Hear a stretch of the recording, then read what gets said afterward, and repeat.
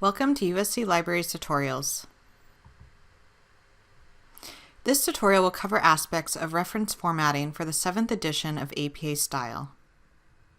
The reference list starts on a new page and it follows the body of your paper with the title, References. References follow a who, when, what, where format, and which will be covered later on in this video. In your reference list, you want to include all the sources you cite or quote within your paper. The only exceptions are for personal communication or interviews. Everything that goes in your reference list should be retrievable by anyone who encounters your paper, since all the necessary bibliographic information is available for them to locate it on their own. Your reference list should also list each source in alphabetical order by the first author that's identified in the work. When sources are written by individuals, you want to provide their last name, and then only their first or middle initial if it's provided. Some additional formatting considerations is to pay attention to capitalization. This is especially important if you're using a citation generator or a reference generator. Only the first word of the title and the first word of the subtitle should be capitalized unless there's a proper name or noun. With journal titles, you follow the title case formatting. The first letter of every word should be capitalized. Another formatting requirement is to pay attention to italics. Book titles, journal titles, and volume numbers of journals should always be italicized in your reference list. Some notable changes in regards to references with the 7th edition is that location is no longer included in a reference. This was usually present for things like books and movies that would have the country of origin for movies, or city and state is no longer necessary as a location for referencing books. Additionally, large author groups, if you have a publication with more than 20 authors, you would provide only 20 of the authors in your reference, using the ellipses to indicate additional authors between the 19th and 20th author shown. DOIs are now formatted the same as URLs and no longer require the label DOI. URLs are no longer preceded by retrieve from. However, if it's significant to provide a retrieve from date, you can still do this. Sources that are updated on a regular basis should include a retrieve from date because that information is likely to change in the future. You should now include the website name unless it's the same as the author for any web pages. Web page titles are now italicized, so that's another thing that's different with the 7th edition. Finally, for ebooks, you don't need to provide the format, platform, or device that is used, but the publisher is now included. References follow a who, when, what, where format. Who is identifying the author. Who created the source? It might be an individual, a group of individuals, or it might be an organization or corporation. For non-print or text media, you might be identifying a producer, host, or director. In some cases, if there's no identifiable author, you then revert back to the title entry formatting.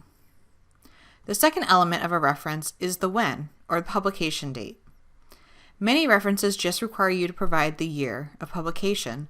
So for example, if it's an article, a book, or a book chapter, you're just providing the year of publication.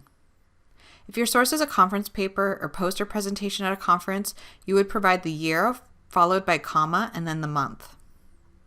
For publications that are published either daily or weekly, such as a daily newspaper or weekly magazine, or even a blog post, you would provide the full date of when the item was published.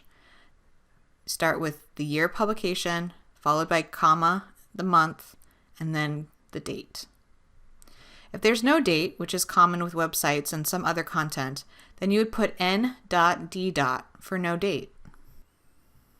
The what is the title of the source. You're identifying an individual source, so an article or piece from a larger publication rather than just the journal name. The same can be said for title of a newspaper article versus a newspaper name, or web page versus the website name.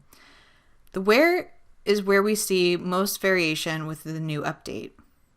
So pretty much anything that's not who, when, what, the rest of that information provides location information and falls under the where section. Information provided in this section varies for the source type. So for books, it could be a publisher. For journal articles, it would include the journal name, volume, issue number, and page range, DOI, or URL. The next couple slides will show the formatting and examples of common source types, but our APA guide has expanded source types and examples. Books are a common reference source that you may often utilize in academic research. The formula for formatting a book, we have the who, which is the author, when is your publication date. Then you have the title of the work for what. The first word of the title is capitalized, and the first word of the subtitle is also capitalized. Everything else is lowercase. Last, you provide the publisher, which would fall under the where category. In this example, the author's surname is placed first, followed by both the first and middle initial.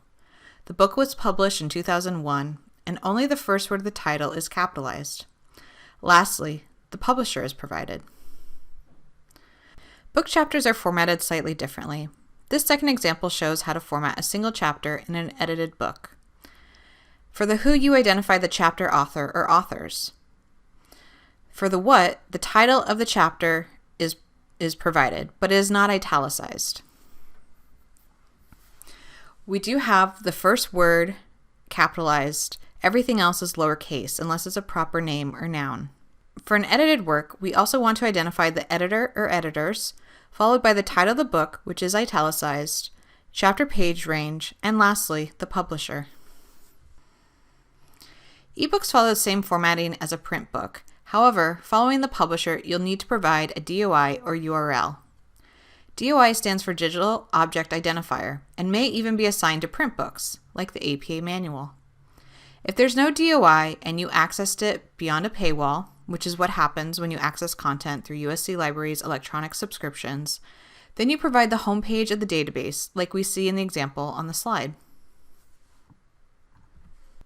The next source type we're going to look at is dissertations or theses.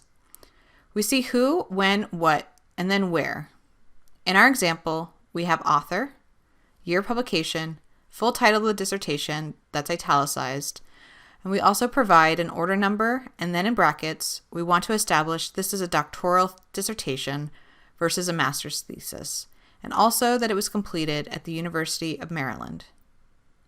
Lastly, we identify it was accessed through ProQuest Dissertations and Theses Global, which is the name of the database. Periodical formatting covers academic or journal articles. Who and when line up with our other source types. What includes the title of the article, so everything else falls under where.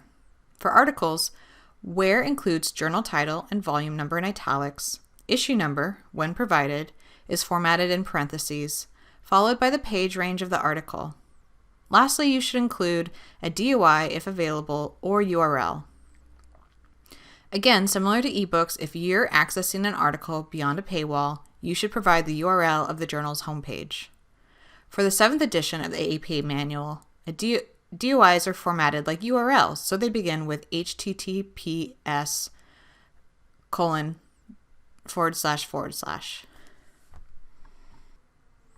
Newspapers and magazine articles also fall under the periodical formatting.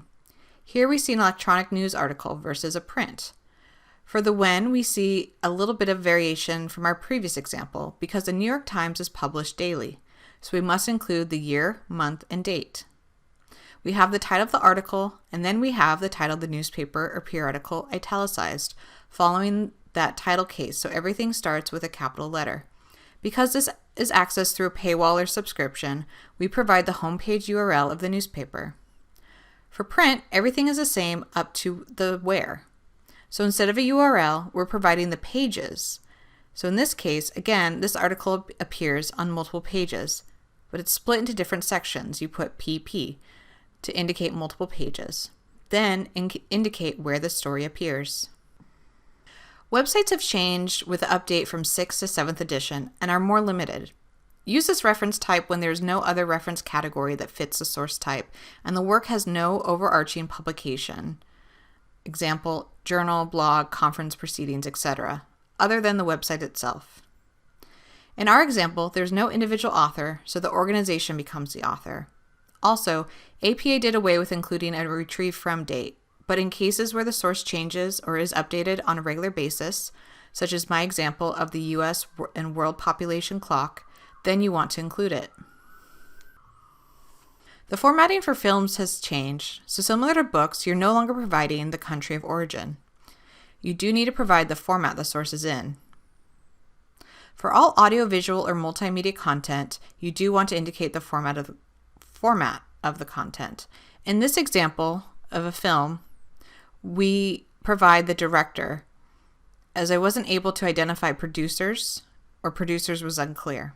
So I've identified Duvernay A as director, the year was produced or came out, the title is italicized, and I've indicated that it's a DVD. If you have a video blog, or for example a YouTube video, instead of providing the production company, you would have the URL and indicate that it came from YouTube. Again, there's a variation in the date. Because this was posted on a specific day, you put the full dates as well. You can access the USC Libraries APA 7th edition research guide at libguides.usc.edu/APA 7th to find more examples and formatting requirements for additional source types. Have questions? Direct them to libraries.usc.edu/ask.